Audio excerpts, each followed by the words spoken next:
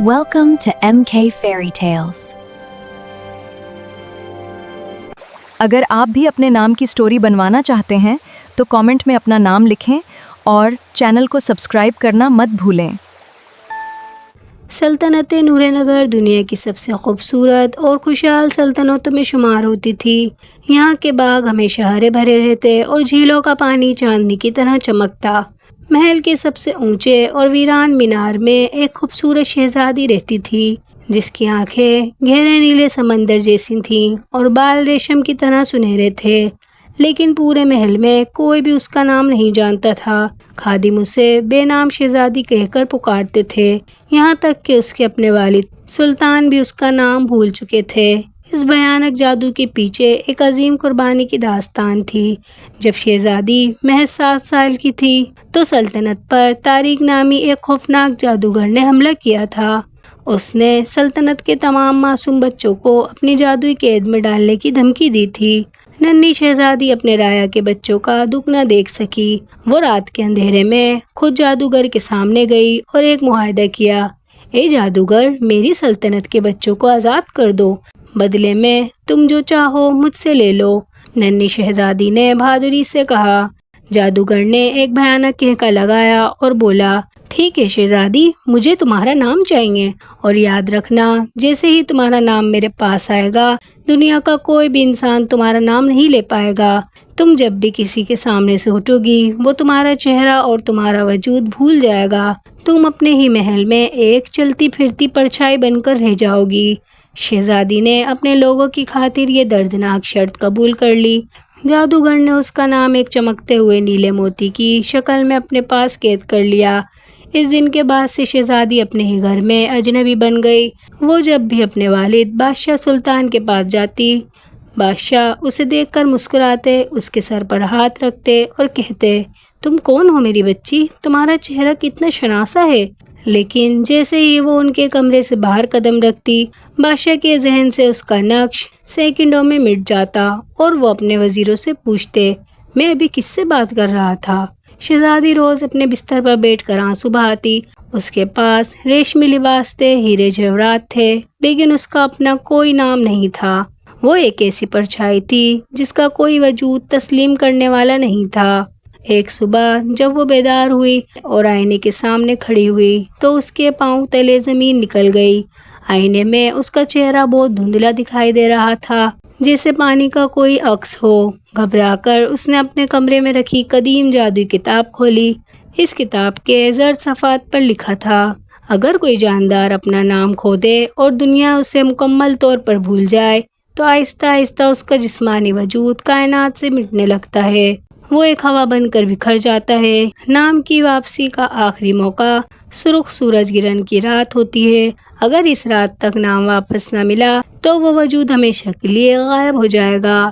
شہزادی نے کھڑکی سے باہر دیکھا، آسمان پر چاند کا رنگ آہستہ آہستہ بدل رہا تھا۔ سرخ سورج گرہن میں اب صرف 7 دن باقی تھے، یعنی اس کے پاس جینے کے لیے صرف 7 دن تھے۔ میں اس طرح خاموشی سے نہیں مٹوں گی، اس نے اپنے آنسو پونچھتے ہوئے عزم سے کہا، میں اپنا نام واپس لے کر رہوں گی۔ اس نے محل کے خادموں کی نظروں سے بچ کر مردانہ لباس پہنا، اپنے سنہری بالوں کو ایک کپڑے میں چھپایا، پیٹھ پر تیر کمان اور تلوار سجائی اور رات کے اندھیرے میں محل کے خفیہ راستے سے باہر نکل آئی۔ اب وہ ایک بے نام مسافر تھی جو اپنی پہچان کی جنگ میں لڑنے نکلی تھی۔ محل کی آسائشوں سے دور باہر کی دنیا بہت کٹھن تھی۔ سفر کے تیسرے دن شہزادی سرگوشیوں کے جنگل میں داخل ہوئی۔ یہ ایک ایسا پراسرار جنگل تھا جہاں درختوں کے پتے آپس میں بات کرتے تھے اور مسافروں کا دماغ گھمانے کے لیے طرح طرح کی سرگوشیاں کرتے تھے۔ ہر طرف گھنا اندھیرا تھا اور راستے کھردار جھاڑیوں سے بند تھے۔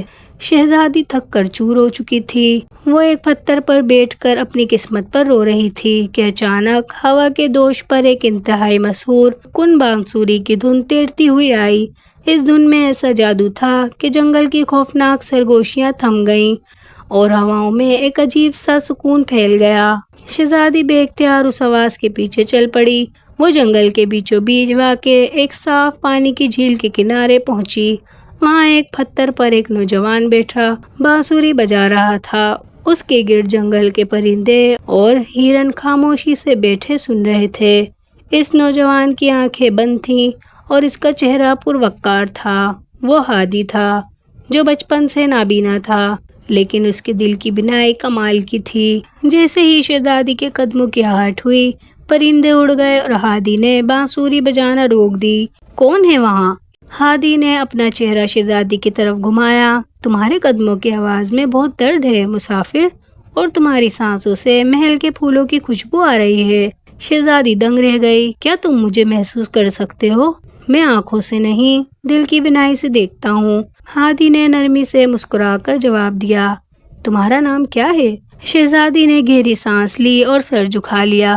میرا کوئی نام نہیں ہے، میں ایک بے نام لڑکی ہوں جسے دنیا بھول چکی ہے۔ ہادی نے کچھ دیر سوچا اور پھر کہا، نام تو صرف مٹی کے اس ڈھانچے کا ہوتا ہے، روح تو صرف احساس مانگتی ہے۔ میں تمہاری روح کی سچائی کو محسوس کر سکتا ہوں۔ بولو، تم اس خطرناک جنگل میں کیا ڈھونڈ رہی ہو؟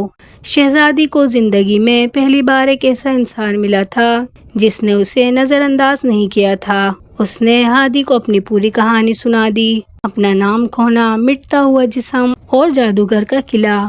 ہادی کا دل پگھل گیا۔ اس نے بانسری اپنے کمر سے باندھی اور کھڑا ہو گیا۔ میں تمہیں مٹنے نہیں دوں گا۔ میں جانتا ہوں کہ جادوگر ظلمات کا، گمشدہ الفاظ کا قلعہ کہاں ہے۔ میں تمہارا رہنما بنوں گا، چاہے سفر کتنا ہی کٹن کیوں نہ ہو۔ اور یوں ایک بے نام شہزادی اور ایک نابینا بانسری نواز کا تاریخی سفر شروع ہو گیا۔ اگلے 3 دن ان دونوں نے مل کر سفر کیا۔ راستے میں کئی مقامات پر خطرناک درندے آئے، لیکن ہادی کی بانسری کا جادو اس کی حفاظت کر رہا تھا۔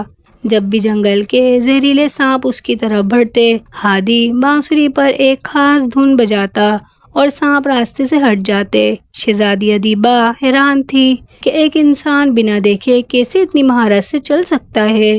ہادی نے اسے بتایا، جب باہر کا اندھیرا مستقل ہو جائے تو انسان کو اپنے اندر کا چراغ جلانا پڑتا ہے۔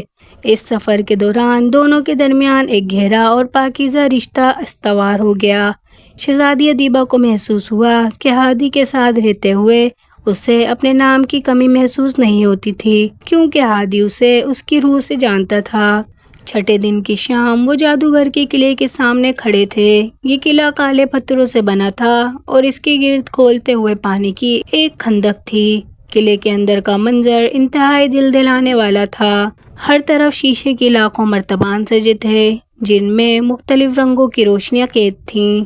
یہ دنیا بھر کے لوگوں کے چوری شدہ نام اور یادیں تھیں۔ ہال کے آخری سرے پر ایک بہت بڑے تخت پر جادوگر طارق بیٹھا تھا۔ اس کے ہاتھ میں ایک کالی لکڑی کا آسا تھا جس سے کالی شعاعیں نکل رہی تھیں۔ تو تم دونوں یہاں تک پہنچ ہی گئے، جادوگر نے خوفناک کہکا لگایا۔ لیکن دیکھو، آسمان پر سرخ سورج گرہن اب مکمل ہونے والا ہے۔ شہزادی، تمہاری زندگی کے صرف چند منٹ باقی ہیں۔ شہزادی نے کھڑکی سے باہر دیکھا۔ سورج مکمل طور پر چاند کے پیچھے چھپ چکا تھا اور زمین پر خون کی طرح سرخ اندھیرا پھیل رہا تھا۔ جادوگر، میرا نام واپس کرو، شہزادی نے کانپتی ہوئی آواز میں کہا۔ تمہارا نام اس نیلے مرتبان میں ہے۔ جادوگر نے اپنے تخت کے پاس رکھے ایک چمکتے ہوئے مرتبان کی طرف اشارہ کیا۔ لیکن تم اسے کبھی نہیں چھو سکتی۔ جادوگر نے اپنے آسا سے کالی روشنی کی لہریں چھوڑیں، جنہوں نے شہزادی کو ہوا میں جکڑ لیا۔ وہ درد سے تڑپنے لگی۔ اسی آخری فیصلہ کن لمحے میں ہادی نے اپنی بانسری اپنے ہونٹوں سے لگائی۔ اس نے اپنے دل کی پوری طاقت اور روح کا نچوڑ بانسری کی دھن میں ڈال دیا۔ یہ سچائی اور زندگی کا راگ تھا۔ اس راگ کی تانیں اتنی طاقتور تھیں کہ قلعے کی دیواریں ٹوٹنے لگیں۔ جادوگر کا کالا جادو اس پاکیزہ دھن کے سامنے پگھلنے لگا۔ جادوگر نے تکلیف سے اپنے کان بند کر لیے۔ روک دو اسے، یہ آواز میرے جادو کو ختم کر رہی ہے۔ ہادی بانسری بجاتا رہا اور اس کی روح کی گہرائی سے ایک آواز نکلی۔ اگرچہ وہ شہزادی کا اصل نام نہیں جانتا تھا، لیکن اس کے پاک دل اور بانسری کے جادو نے کائنات کے سچ کو پا لیا تھا۔ ہادی نے بانسری روک کر پوری طاقت سے پکارا، ادیبہ، اپنے آپ کو پہچانو، تمہارا نام ادیبہ ہے۔ جیسے ہی ہادی کے منہ سے یہ سچا نام نکلا، کائنات کا جادو ٹوٹ گیا۔ شہزادی کو اپنی پہچان یاد آ گئی۔ ہاں، میرا نام ادیبہ ہے، شہزادی نے پورے عزم سے پکارا۔ اس نام کے گونج کے ساتھ ہی شہزادی کے جسم میں بجلی کی طرح طاقت دوڑ گئی۔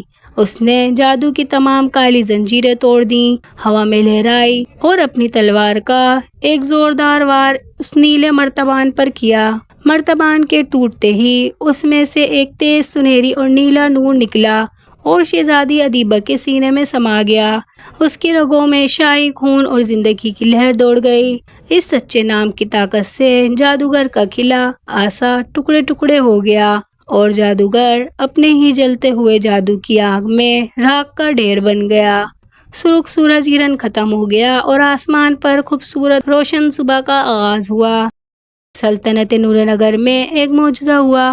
جیسے ہی شہزادی کو اس کا نام ملا، بادشاہ سلطان کے دماغ پر چھائی ہوئی جادو کی دھند صاف ہو گئی۔